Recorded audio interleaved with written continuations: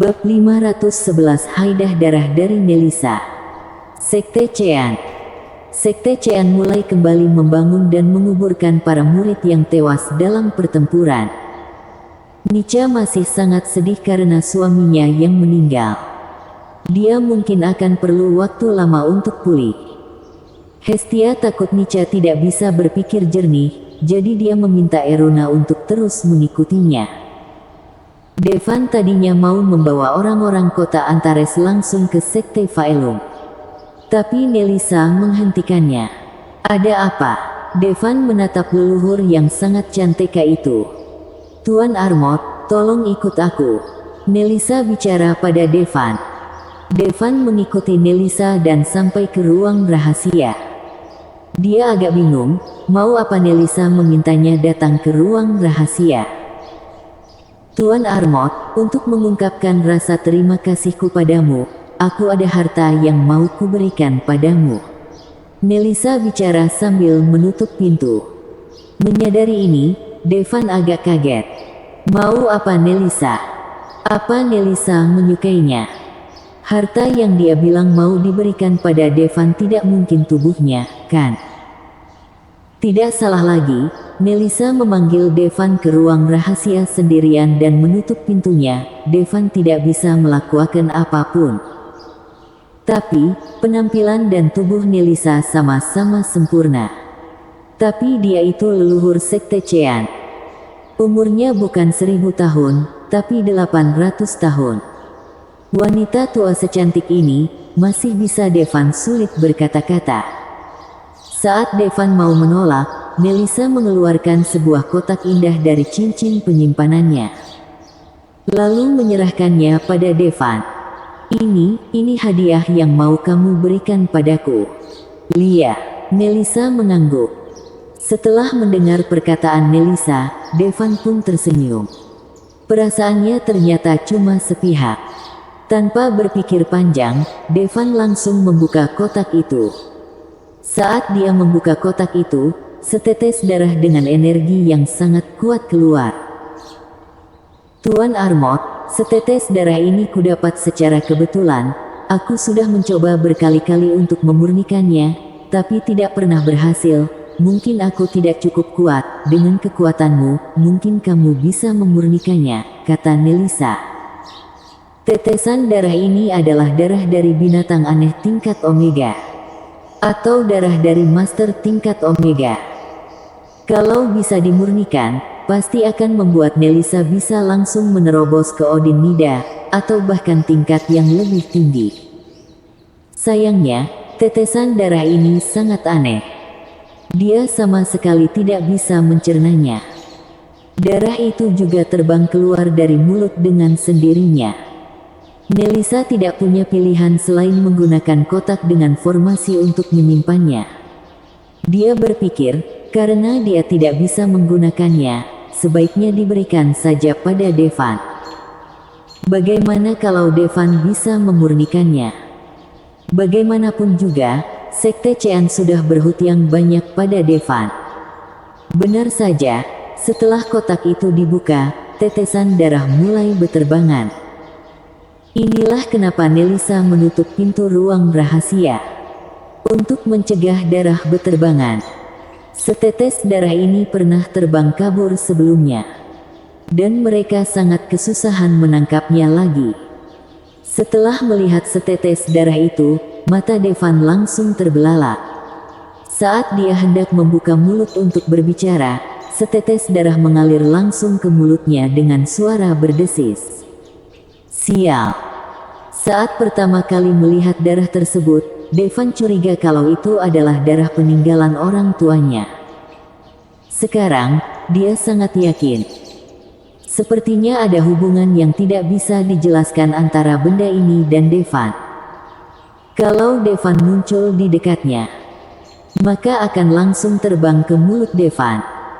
Menemukan darah peninggalan orang tuanya tentu saja adalah hal yang baik untuk Devan.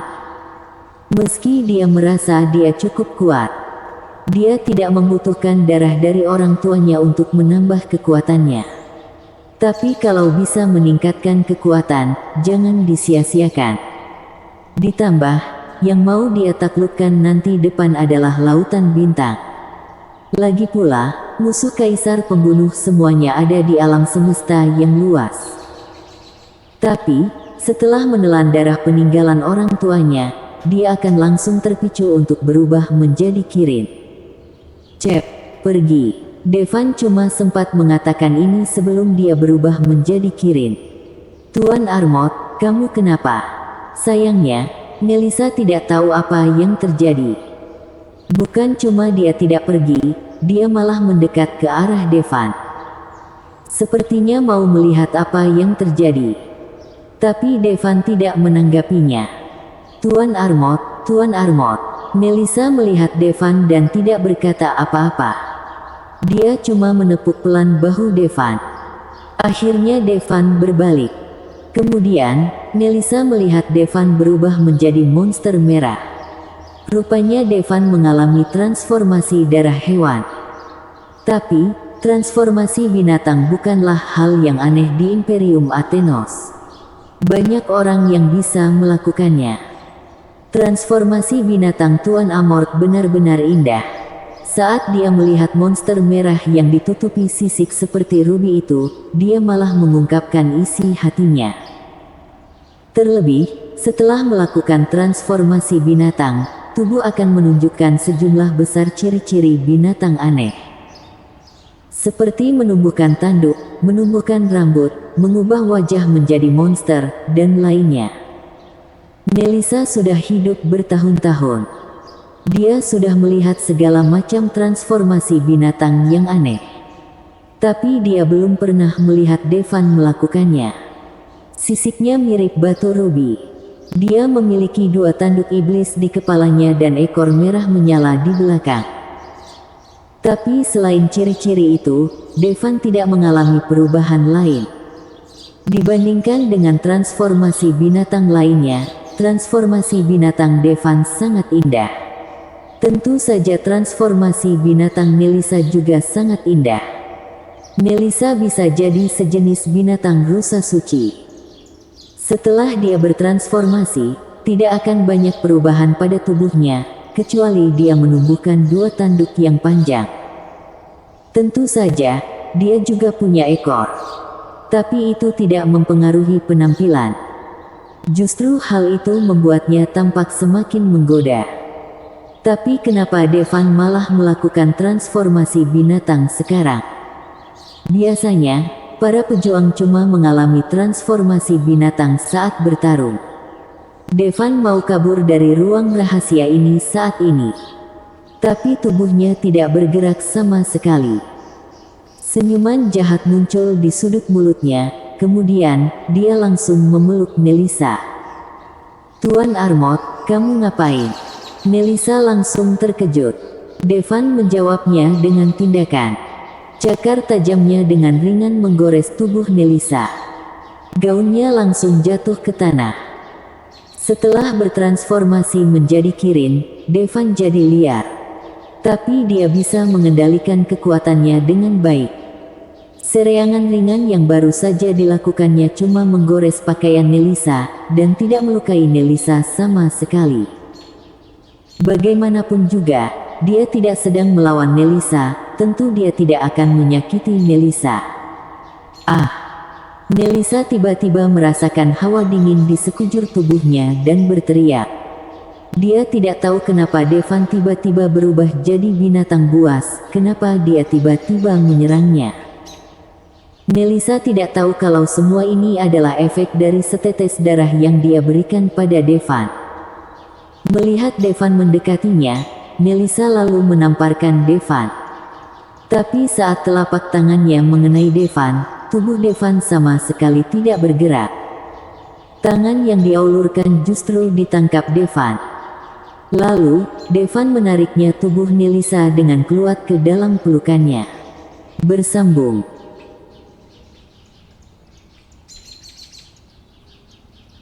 Bab 512. Apa urusanmu sudah selesai?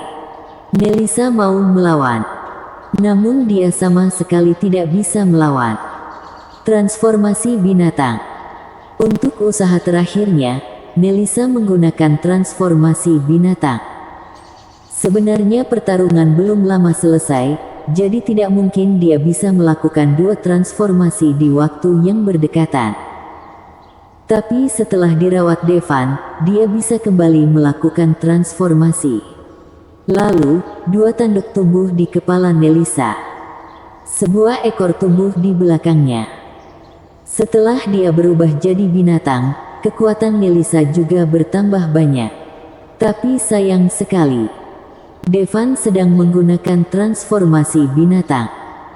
Devan dalam keadaan bertarung yang paling kuat. Sebenarnya, meski Devan tidak menggunakan transformasi binatang, Nelisa tetap tidak akan bisa melawannya. Tuan Armor, Nelisa benar-benar khawatir.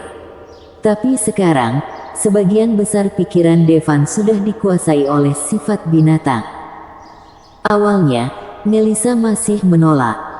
Tapi lama-kelamaan, kekuatan melawannya semakin berkurang. Setelah 1 jam, Devan sudah tidak lagi sedang melakukan transformasi binatang. Ekspresinya terlihat sangat aneh.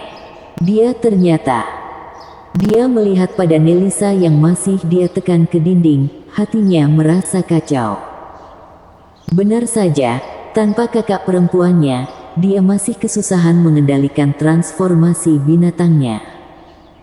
Darah yang ditinggalkan orang tuanya kembali meningkatkan kekuatannya dengan sangat cepat. Dan dia memaksakan dirinya pada Nelisa.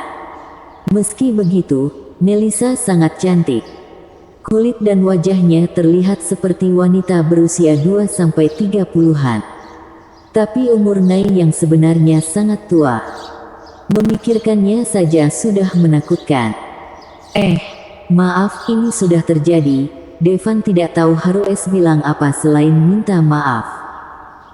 Nelisa membelakangi Devan, meski tangan Devan yang menyentuh punggungnya sudah dipindah. Tekanan di belakangnya yang sebesar gunung tidak lagi dia rasakan. Tapi dia tidak berani berbalik sama sekali. Setelah hampir 1000 tahun, Nelisa akhirnya jadi seorang wanita. Dia tidak menyangka prosesnya ternyata semenyenangkan ini. Walau di awal Nelisa merasa takut, panik, bahkan agak marah. Tidak lama, semua itu digantikan oleh satu perasaan. Sebuah perasaan yang belum pernah dia rasakan sebelumnya. Perasaan itu bahkan lebih menyenangkan dari menerobos dalam pelatihan. Tentu yang paling penting, dia tidak merasa jijik dengan pria di belakangnya. Devan benar-benar kuat, muda, energi, tampan. Itu saja sudah sangat menarik untuk wanita. Selain itu, Devan juga baik sekali padanya dan pada Sekte Chean. Lagi pula, di ruang rahasia yang tidak diketahui siapapun ini, asal Devan senang, memang kenapa kalau dia memberikan pengorbanan kecil. Tapi, pria ini terlalu kuat. Dia terus ditekan ke dinding. Nelisa sama sekali tidak bisa bergerak. Tapi, yang Nelisa tidak tahu, dia ternyata suka perasaan didominasi. Nelisa, yang seorang leluhur Sekte Chean.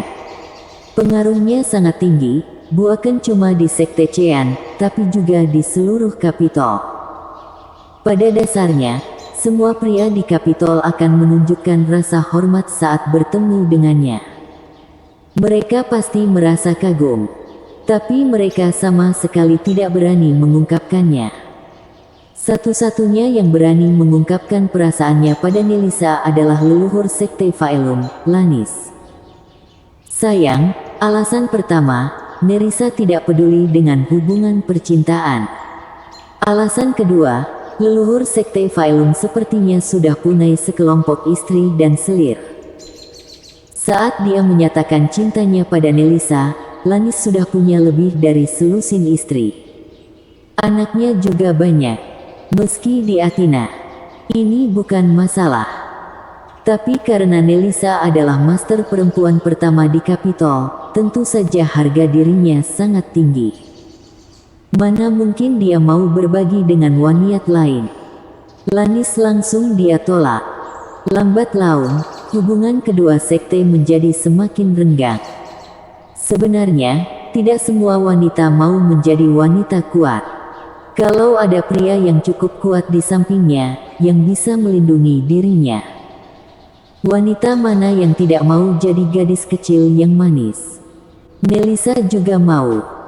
Tapi, ada perbedaan usia yang besar antara Nelisa dan Devan. Posisi mereka di sekte juga tidak membantu. Apalagi, ada hubungan antara Devan dan Micha. Karena itu, ini cuma ditakdirkan untuk jadi hubungan percintaan yang singkat. Dan Nelisa mungkin tahu apa yang terjadi. Devan tidak mungkin bertransformasi jadi binatang tanpa alasan. Itu pasti karena setetes darah yang dia berikan pada Devan. Ini semua karena ulahnya sendiri. Bukan salah Devan. Tapi, dia tidak menyangka kalau Devan sangat kuat sampai dia tidak bisa mengendalikan darah binatang itu. Tapi ini tidak mengherankan. Semakin kuat darah binatang, semakin sulit dikendalikan. Dan darah binatang milik Devan sangat mengerikan. Karena sebelum dia melakukan transformasi binatang, tidak terasa apa-apa. Tapi saat dia mulai bertransformasi menjadi binatang, dia merasa Devan di belakangnya semakin menakutkan. Pergerakan darahnya tertekan. Dengan kata lain, darah binatang Devan jauh lebih tinggi dibandingkan milik Nelisa. Ditambah lagi, Devan masih sangat muda. Masuk akal kalau dia tidak bisa mengendalikan transformasi binatang. Setelah beberapa saat, Nelisa akhirnya memutuskan untuk menghadapi kenyataan. Dia langsung mengeluarkan satu set pakaian dari cincin penyimpanan dan memakainya, lalu berkata dengan lembut, "Tidak apa-apa, Tuan Armot, lebih baik hal kita berdua saja yang tahu, tidak perlu mengatakannya pada orang lain." Nelisa tidak benci Devan. Cuma satu kekhawatirannya. Orang lain akan menyebutnya tua dan tidak sopan. Orang tua yang mengincar anak muda. Meski penampilannya tidak berbeda dengan seorang gadis muda.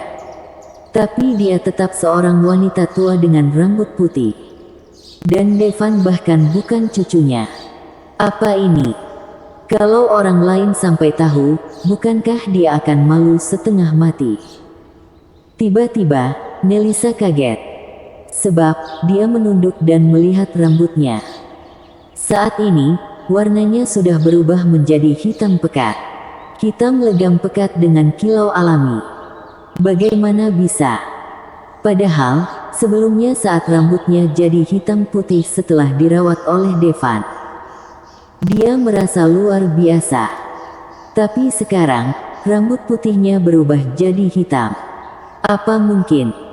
Nelisa sepertinya memahami sesuatu. Bagaimanapun, dia sudah hidup bertahun-tahun dan tahu lebih banyak daripada orang biasa. Dia tidak bisa mendadak jadi lebih muda. Dan satu-satunya perbedaan adalah Devan meninggalkan sesuatu di dalam dirinya.